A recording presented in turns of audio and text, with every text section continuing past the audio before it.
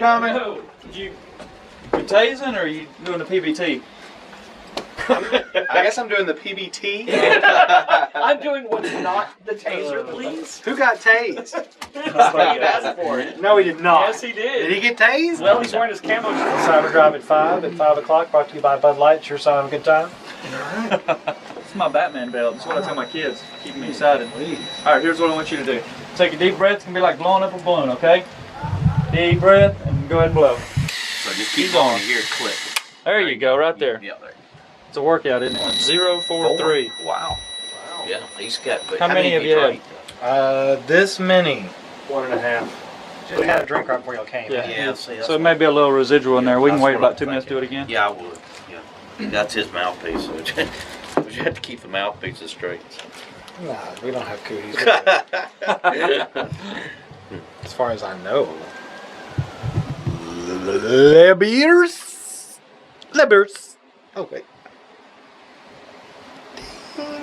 It's like fizzy lifting drinks. Whew. Luckily, I only live a mile from here, so I just I had usually somebody walk tell me home. that. I was over there. I don't think you were over there a minute ago. I had a gentleman tell me that here recently. What did he say? He was arrested, not for an alcohol-related offense. However, he was extremely intoxicated. I ran into this individual before he was able to get in his vehicle, and I asked him, "Sir, how were you planning on getting home? Because you're having trouble. You're standing here talking to me. How were you planning on getting home?" "Well, I was going to drive." "What do you mean you were going to drive?" "Well, I only live just right down the road. I was going to chance it. I do it all the time." That's what I tell them. I said, I can just walk home from here.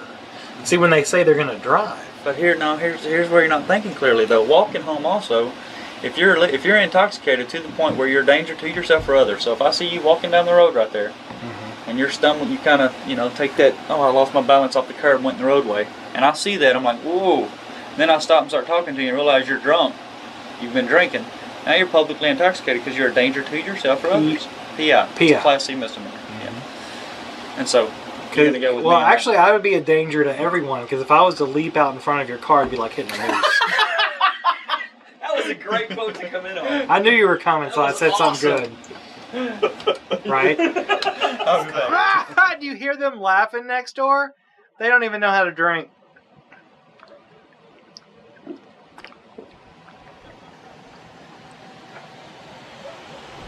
All hit music, K-Fox 95.5, Maroon 5, and Sugar. Jason Derulo coming up with Want to Want Me. It's Dan Patrick, and we are doing something very interesting today. In light of the Memorial Day weekend, we wanted to make sure that you didn't drink and drive. I could say that anybody that has 4 or 5 beers in an hour would be impaired. And definitely we have the Sheriff's Department here, Greg Sanchez, and Sergeant BJ is here too. And we are doing a sobriety test a little bit later on. I've been having a few Bud Lights, our lovely sponsor, and blowing and do a breathalyzer occasionally. It's all brought to you by attorney Lisa Flournoy, the first call you make in DWI defense. So if you want to be a part of it, we're going to have videos up at kfox95.com, posts about it. You can see what I'm talking about, see what I'm doing right now while we're doing the show. And, the fact that the law enforcement is here makes it legal, and it also makes it so, hey, you can see that this is not a good idea to drink and drive, especially this Memorial Day weekend. We want to bring awareness to that.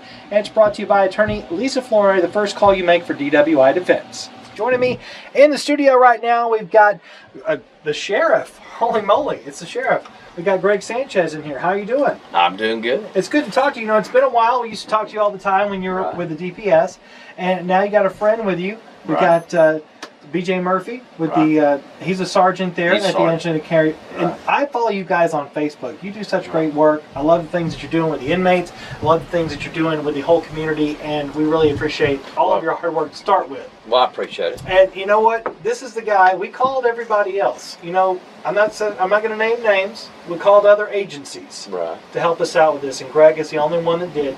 Memorial Day, we're helping save a life. Somebody's going to be out there listening right now that's planning on having some festivities for Memorial Day, and they're going to be, listening to this and say, hey, maybe I should pay attention, because right now I've had how many beers have I had, Sergeant?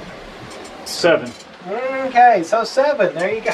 There you go.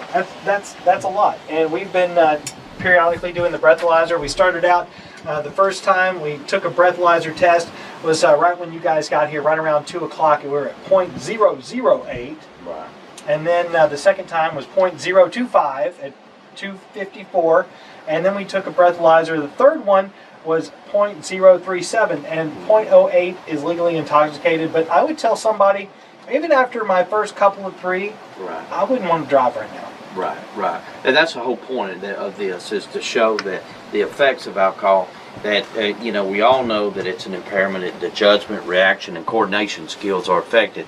And another thing that we've been talking about today is that you can still be charged with a DWI even though you don't check a .08 if the officer can prove those 3 things are affected. Yeah. And that they are a danger to be on the road. Well, DWIs here in Angelina County, people may not think that it's a big deal or it happens that often, but it actually does. Our agency, along with Lufkin PD and Texas Department of Public Safety, we're trying to break it down. We're trying to get people to stop and realize that this may not be the best course of action after a night out having fun. Just because you've had 2 or 3 beers, you know, you still may not be able to properly operate a motor vehicle. You may not drink that often. You may be over the limit. Right. With all these factors, there's a good possibility if you run into one of our agencies, you will go to jail. And we don't want to do that to anybody. But however, we don't want to see you hurt anybody. So if we catch you on the roadway and you are impaired, you will be taking the ride. That'll do it. Very good. Oh, there you go. Look at that. Yeah, you're at 7 now. Good. You're getting there. You're right there. Right. That kind of gives you an idea of that. There you go. So 0.078. Basically, at this point, I was looking at these charts. The third time I blew at 0.037, I didn't feel safe to drive. And now at 0.078, I really don't feel much different than 0.047, but I didn't feel safe to drive at any time. Memorial Day, you know, it's basically a time a lot of people get out and do things they shouldn't, but it's also, you know, a very solemn holiday to honor our fallen soldiers. Don't drink and drive. And Attorney Lisa Flournoy is the first call you make for DWI defense.